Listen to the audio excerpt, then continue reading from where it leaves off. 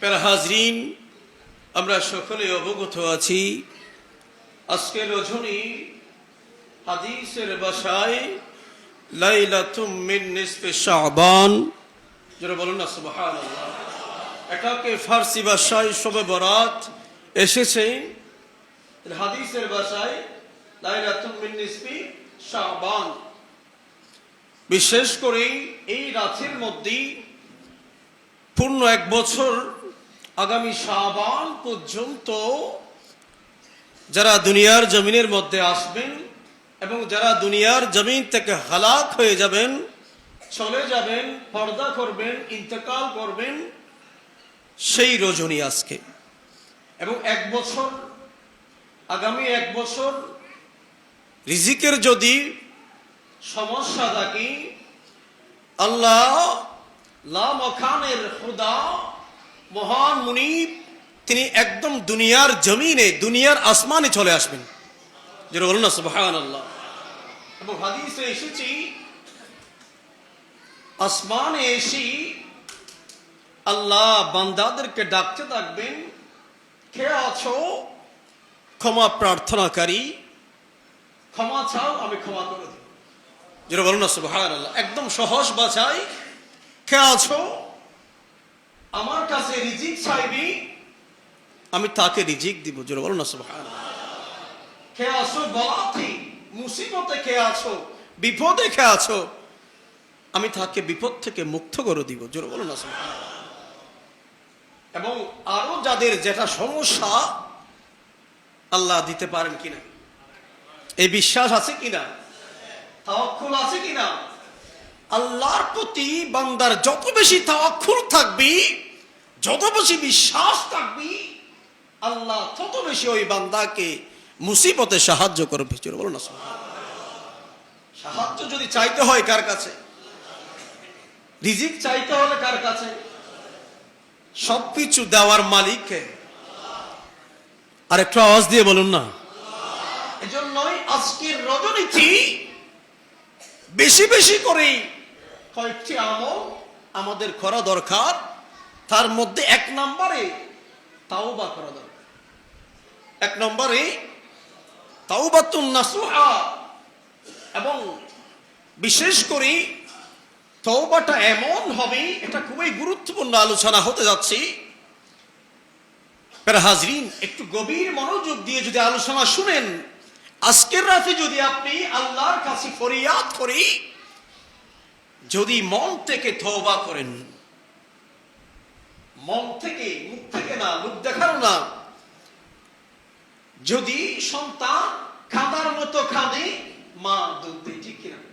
সহজ ভাষা।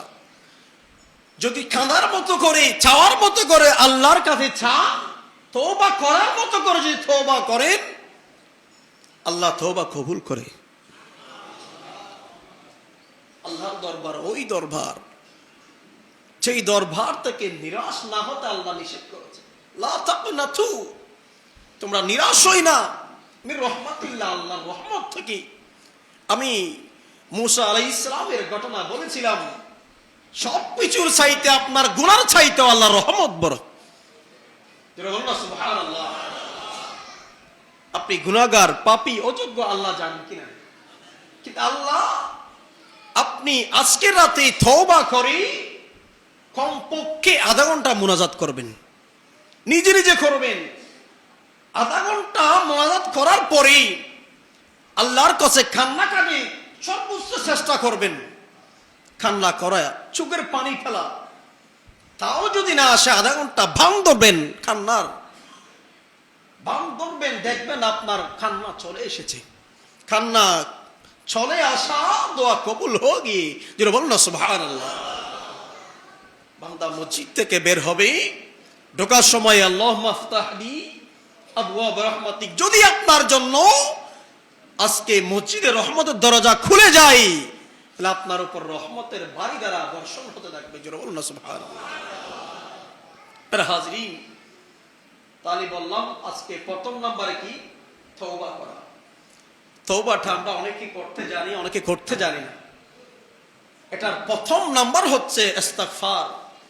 আস্তাগফিরুল্লাহ রাব্বি মিন কুল্লি যামবি ওয়া তুবু ইলাইহি লা হাওলা ওয়ালা কুওয়াতা ইল্লা বিল্লাহি আলিয়্যুল আযীম। এরপরে কালিমায়ে তামজিদ পড়বেন, কালিমায়ে শাহাদাত, কালিমায়ে তয়্যিবা, কালিমায়ে শাহাদাত, কালিমায়ে তামজিদ পড়ে আরেকটা দোয়া ইস্তিগফার আছে, এটা পড়বেন।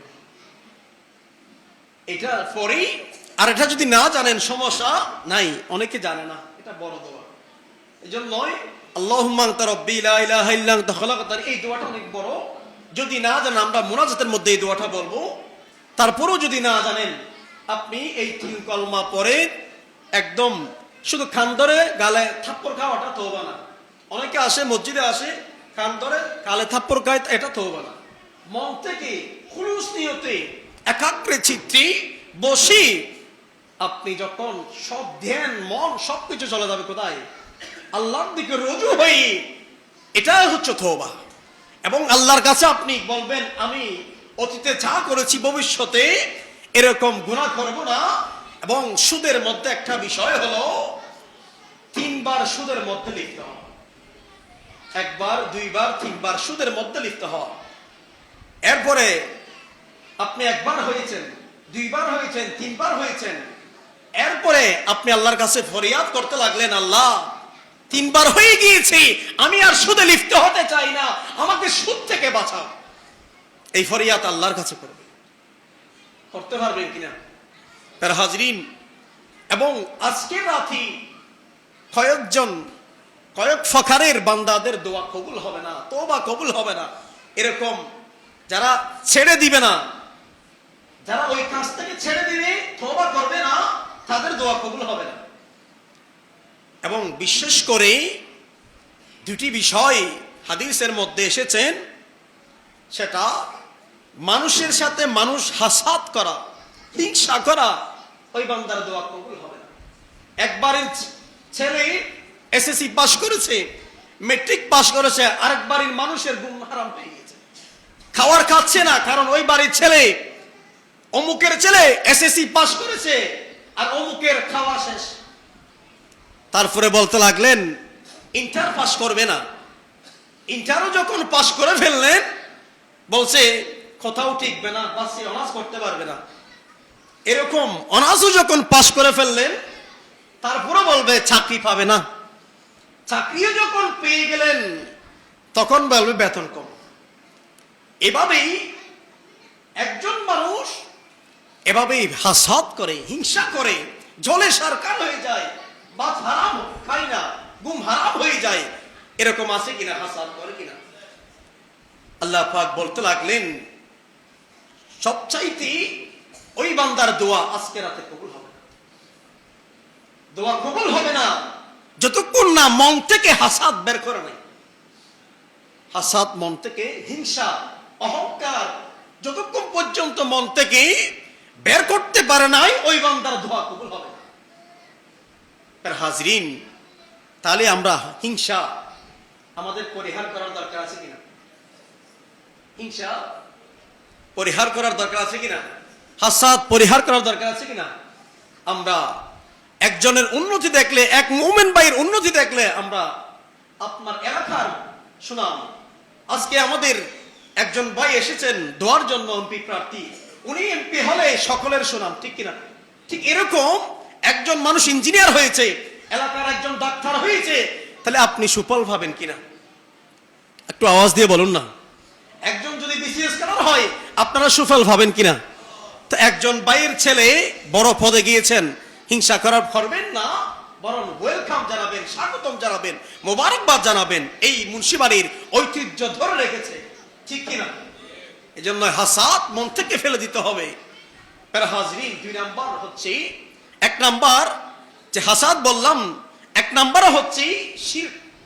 শিরকের মধ্যে যারা লিপ্ত, যারা আল্লাহ ছাড়া অন্য কারো ইবাদত করে, শিরকের মধ্যে যারা লিপ্ত, তারা আজকে তাদের দোয়া, যারা মুশরিক, তাদের দোয়া কবুল হবে না। তাহলে আমরা শিরক থেকে বাঁচতে চাই কিনা?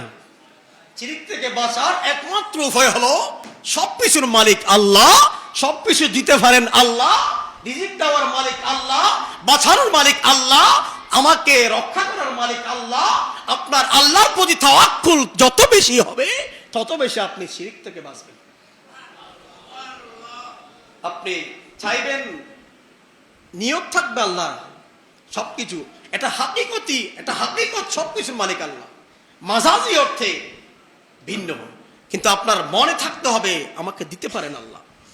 এই জন্যই সবকিছু নিয়ত, অন্তরে খুলুস নিয়ত থাকতে হবে, হাকিকতি অর্থে সমস্ত শক্তির মালিক আল্লাহ। বাকিটা আপনি উসিলা ধরে, অমুকের উসিলায় দোয়া করো, কাবা শরীফ উসিলায় দোয়া করো, এগুলো হচ্ছে উসিলা। একটা দরখাস্ত নিয়ে গেলে সুপারিশ করে কিনা, এটা সুপারিশ কবুল করার মালিক আল্লাহ। এই জন্যই আউলিয়া কেরাম হচ্ছে তারা উসিলা, মাধ্যম। ওয়াবতাগু ইলাইহিল ওয়াসিলা, জোরে বলুন না সুবহানাল্লাহ। আমরা সেজন্য আউলিয়া কেরামদের উসিলা ধরে দোয়া করি, অথবা নবীর উসিলা ধরে দোয়া করি, সাহাবায়ে কেরামদের উসিলা ধরে দোয়া করি। আমাদের এই মসজিদে খতম শেষ হয় 17 রমজান, বদরে সাহাবীদের উসিলায় দোয়া করি, জোরে বলুন না সুবহানাল্লাহ। মুরব্বী দাড়িওয়ালা, দাড়ি ফেকে গিয়েছে, সাদা হয়ে গিয়েছে, ওই মুরব্বীর উসিলায় দোয়া করি। এটা হচ্ছে উসিলা। দোয়া কবুল করার মালিক হচ্ছে আল্লাহ। এই জন্য তাওয়াক্কুল থাকতে হবে। 2 নাম্বার যেটা বললাম, হাসাদ পরিত্যাগ করতে হবে। প্যারা হাজিরিন গভীর মনোযোগ। এরপরে হলো বাবা মার যারা নাফরমানি করে, বাবা মার যারা অবাধ্য হয়, যার উপর বাবা মা অসন্তুষ্ট দুনিয়ার জমিনের মধ্যে আছে, বাবা মা ওই সন্তানের সাথে সম্পর্ক নাই, বাবা মার হক আদায় করে না, একটা সুসম্পর্ক যেটা সেটা নাই, তাহলে যে সন্তানের উপর বাবা মা অসন্তুষ্ট, ওই সন্তানের দোয়া আজকে কবুল হবে না। এই জন্যই সবে বরাত রজনীতি বাবা মা জীবিত থাকলে বাবাকে গিয়ে একটা কপালে চুমু দিবেন, যেটা বলুন না সুবহানাল্লাহ। বাবাকে চুমু দেওয়া কপালে জান্নাতের উপর চৌকটে চুমু দেওয়া, যেটা বলুন না সুবহানাল্লাহ। আর মায়ের পায়ে চুমু দেওয়া জান্নাতের নিচের চৌকটে চুমু দেওয়া, যেটা বলুন না সুবহানাল্লাহ। সাহাবী শপথ করেছিলেন যে আমি যদি এই কাজে সফল হই, এই কাজটা যদি হয়ে যায়, আমি জান্নাতের উঁচুর চৌখটে চুমু দিব, জান্নাতের নিচের চৌখটে চুমু দিব।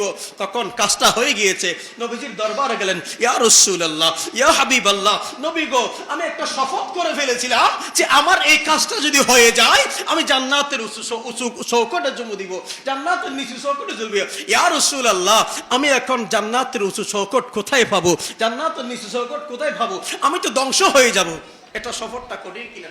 তখন নবীজি বললেন, যাও যাও, তোমার ঘরে যাও, ঘরে গিয়ে বাবা, জান্নাতের উপর চৌকট হলো তোমার বাবার কপাল, আর জান্নাতের নিচে চৌকট হলো তোমার মায়ের পা।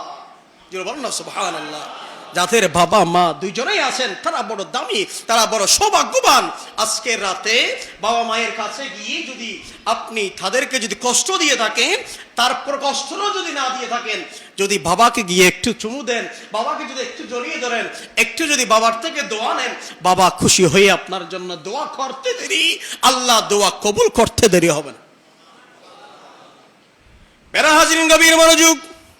এরপরে যারা সব সময় শরাবের মধ্যে, মদ্যপানের মধ্যে সব সময় যারা লিপ্ত আছেন, যারা সব সময় মদ খায়, ঠিক কিনা, মদ, ইয়াবা, আরো যেগুলো নাম আছে, এইসব নেশা জাতীয় দ্রব্য যারা পান করে, আজকে তাদের দোয়া কবুল হবে না।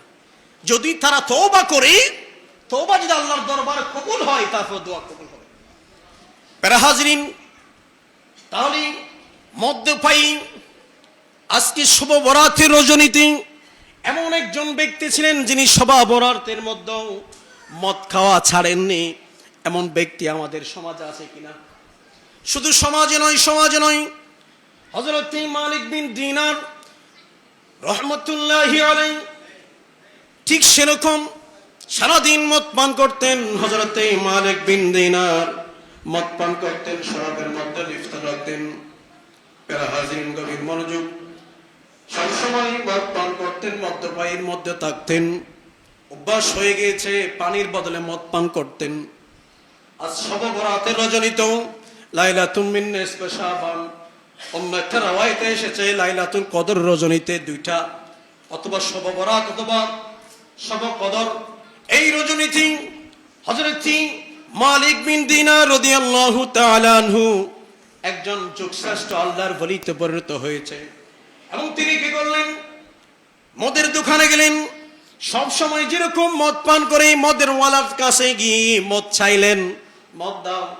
ওই মদের মালিক বললেন, আজকে আমি মদ দিব না, কারণ আজকে হলো শবে বরাত, শবে বরাতের রজনী, সবাই মসজিদে চলে গেছে, ইবাদত বন্দেগী করতেছে, আমি মদ দিতে পারবো না।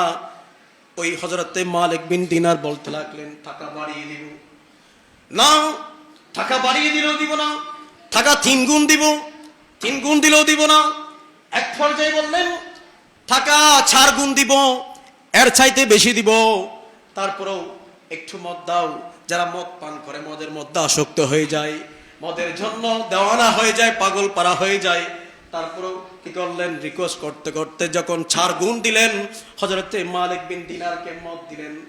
মদ নিয়ে চলে আসলেন ঘরের মধ্যে। এসে স্ত্রী স্বামীর জন্য দোয়া করতে লাগলেন, জায়নামাজের মধ্যে বসে স্ত্রী স্বামীর জন্য দোয়া করতে লাগলেন, আল্লাহ আমার স্বামীকে এই মদ পান করা থেকে, এই নেশাগ্রহ পান থেকে আমার স্বামীকে ফিরিয়ে আনো। যারা বলুন না সুবহানাল্লাহ। হযরত মালিক বিন দিনার রাদিয়াল্লাহু তাআলা আনহু সন্তান কি করলেন, মদ খাওয়ার জন্য বসলেন টেবিল নিয়ে। সন্তান তার 3 বছরের একটা মেয়ে ছিল, কলিজার টুকরা মেয়ে।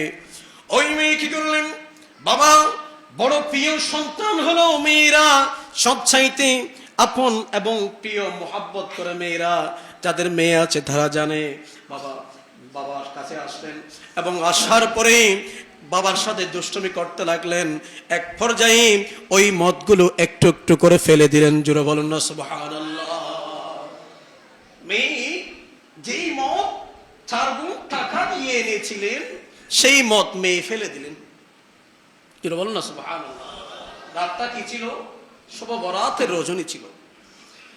প্যারা হাজরিন, হযরত মালিক বিন দিনার রাহমাতুল্লাহ আলাইহি তিনি একটু কষ্ট পেলেন না। ওই মেয়ের দিকে তাকিয়ে খুশি মনে এটা গ্রহণ করে নিলেন। জোরে বলুন না সুবহানাল্লাহ। মদ পড়ে গিয়েছে, তারপরও মেয়ের যেই দুষ্টমি, মেয়ের যেই ভালোবাসা বাবার প্রতি, সেটাতেই মালিক বিন দিনার খুশি হয়ে গেলেন। প্যারা হাজরিন, গভীর মনোযোগ। হযরত মালিক বিন দিনার পরবর্তী বছর আসলো। পরবর্তী বছরও একই শবে বরাতের রজনীতে আবারও মদ নিয়ে বসলেন। কিন্তু হযরতে মালিক বিন দিনারের যে কলিজার টুকরা মেয়ে ছিল, ওই কলিজার টুকরা মেয়ে শাবানের পরেই মধ্যবর্তী সময়ে 3 মাস আগেই মারা গিয়েছিলেন। আল্লাহর ডাকে সাড়া দিয়েছিলেন, আল্লাহর কাছে চলে গিয়েছেন। ইন্না লিল্লাহি ওয়া ইন্না ইলাইহি রাজিউন। হযরতে মালিক বিন দিনারের এই ছোট বাচ্চা মেয়ে ইন্তেকাল করলেন। তিনি যখন মদ নিয়ে সামনে বসলেন, হযরতে মালিক বিন দিনারের মদ খাওয়ার জন্য নিলেন, তখন মেয়ের কথা মনে পড়ল। গত বছর এই দিনে আমার মেয়ে আমাকে মদ খাইতে দেয় নাই, ফেলে দিচ্ছে। আজকে আমার মেয়েটা চলে গেছে, আমাদের মাঝে নাই। খুব কষ্ট পেয়ে হযরতে মালিক বিন দিনার মদ আর খাইলেন না, না কি ঘুমিয়ে পড়লেন। খুব কষ্ট লাগলো। কষ্ট পেয়ে তিনি কি করলেন, না কি অথবা কি ঘুমিয়ে পড়লেন। ঘুমানোর পর হযরত মালিক বিন দিনার স্বপ্ন দেখতে লাগলেন। কিয়ামত সংঘটিত হয়ে গেল। কিয়ামতের ময়দানে সবাই হাহাকার। কিয়ামত সংঘটিত হইল, হাসরের ময়দান সংঘটিত হয়ে গেল। হযরত মালিক বিন দিনার স্বপ্ন দেখতে লাগলেন, একটা অজগর সাপ মরুভূমির মধ্যে হযরত মালিক বিন দিনারকে তাড়াচ্ছে। হযরত মালিক বিন দিনার দৌড়তে লাগলেন, বাঁচাও করে, কেউ নাই।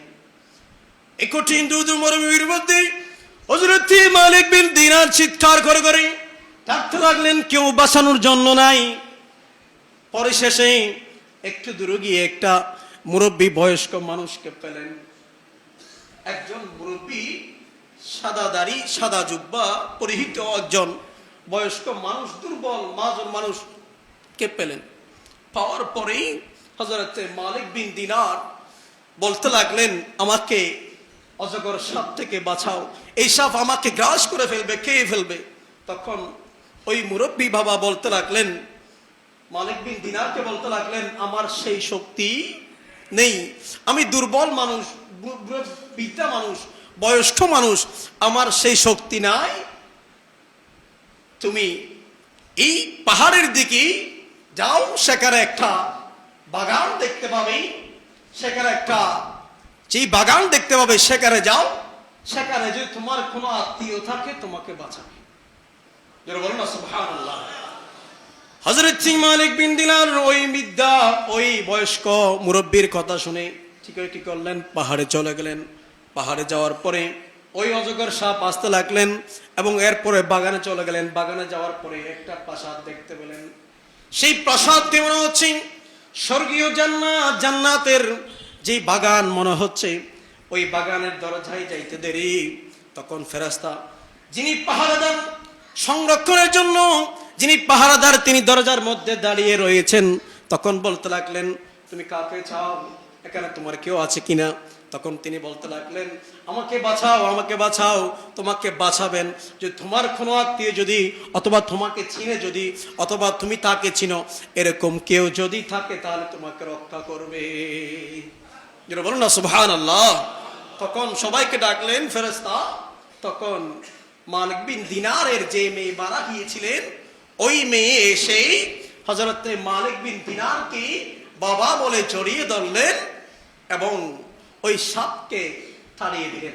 আঘাত করে তিনি চলে গেলেন এবং হযরত মালিক বিন দিনারকে জড়িয়ে ধরলেন। যেটা বলুন না সুবহানাল্লাহ।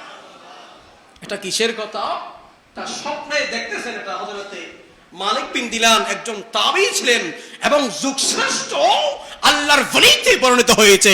যেটা বলুন না সুবহানাল্লাহ। ইনার কথা, ইনার স্বপ্ন আমরা বলতেছি। এবং প্রিয় হাজরিন, যে হযরত মালিক বিন দিনারকে মেয়ে কি করলেন, জড়িয়ে ধরলেন এবং মেয়েকে প্রশ্ন করতে লাগলেন, আমার মেয়ে শোনো, যে আমার এত শক্তি দেওয়ার পরও, এত বয়স্ক হওয়ার পরও আমি ওই সাপকে তাড়ার শক্তি আমার নাই। তুমি আমার 3 বছরের মেয়ে, তুমি কিভাবে ওই সাপকে তাড়িয়েছ?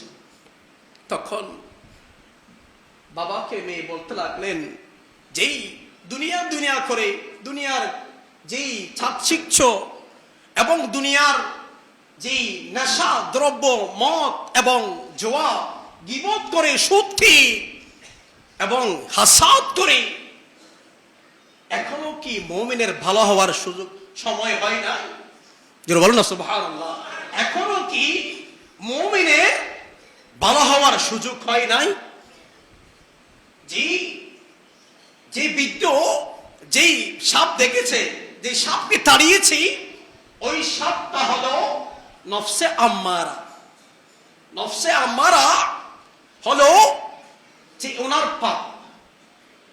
নফসে আম্মারা হলো যে উনি দুনিয়ার জমিনে ইবাদত করেন না, নামাজ পড়েন না, রোজা রাখেন না এবং সুদের মধ্যে লিপ্ত, মদে লিপ্ত, ব্যভিচারে লিপ্ত, যেগুলো শরীয়ত বিরোধী, এই কাজে লিপ্ত হওয়ার কারণে, ইবাদত কম হওয়ার কারণে ওনার নফসে আম্মারা হলো ওই সাপ, যেই সাপ ওনাকে গ্রাস করে ফেলবে।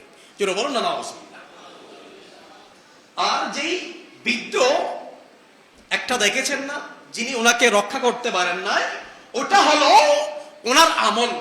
ওনার আমল এত কম ছিল, যেই আমল ওই কি করতে পারে নাই, ওনার যে বদ আমলকে মুছতে পারে নাই, সেজন্য ওই বৃদ্ধ ওনার কোনো উপকার আসলো না। অর্থাৎ বৃদ্ধ উপকার আসে নাই না, ওনার আমল কোনো উপকার আসে নাই। যেটা বলুন না নাউজুবিল্লাহ। ঠিক কিনা? যদি পাপ বেশি হয়ে যায় তাহলে আপনার আমল কোনো কাজ আসবে না। এই জন্যই বাবা মেয়েকে বলতে লাগলেন, মুমিনদেরকে এখনো সময় হয় নাই ভালো হওয়ার, তওবা করার, আল্লাহর কাছে ফিরে আসার এখনো কি সময় হয় নাই? প্রিয় হাজরিন, শবে বরাত রজনী যদি তওবা করে যদি আল্লাহর কাছে ফিরে আসেন, এই স্বপ্ন দেখার পরে হযরতে মালিক বিন দিনারের ছট করে ঘুম ভেঙে গেল, স্বপ্ন ভেঙে গেল।